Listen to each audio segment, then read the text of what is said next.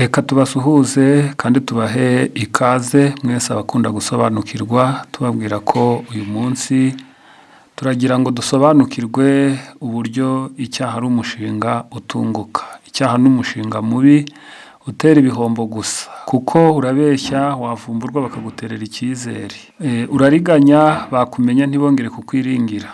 Urakariha ukaba umushizi w'isoni ngo bagutinye kandi bakubahe, aho kugira ngo bagutinye cyangwa ngo bakubahe ahubwo bakaguhunga. Uriba ugafungwa cyangwa se ukaba ushobora kuriha ibirenze ibyo wibye.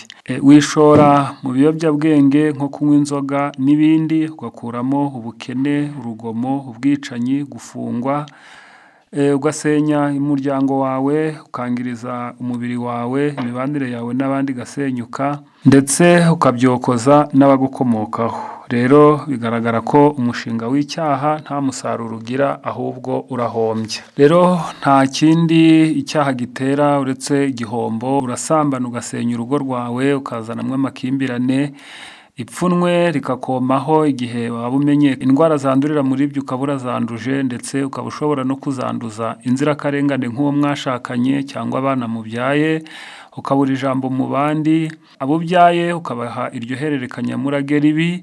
Abandi bakunda kwiyahura, kwiyandarika ndetse no kwitakariza icyizere. Ujya mu bwibone ugasaruramo kwambara nabi, bikangiriza imibiri yawe, ubwenge bwawe n'imico mbonera. Umurimbo wangiza byinshi. Wambara nabi kugira ngo urebwe, bikangiriza umubiri wawe, bikangiriza ubwenge n'impagarike, akaba ari wowe bigira ingaruka. Urangana nawe bakakwanga, cyangwa se bakaba bazabikwitura igihe uzaba ugeze mu zabukuru udashoboye kugira icyo wiha, ukagira ipfunwe ryo kubasaba no kubirukira, kandi ari wowe wabanje kubanga. Urahemuka bikazakugaruka.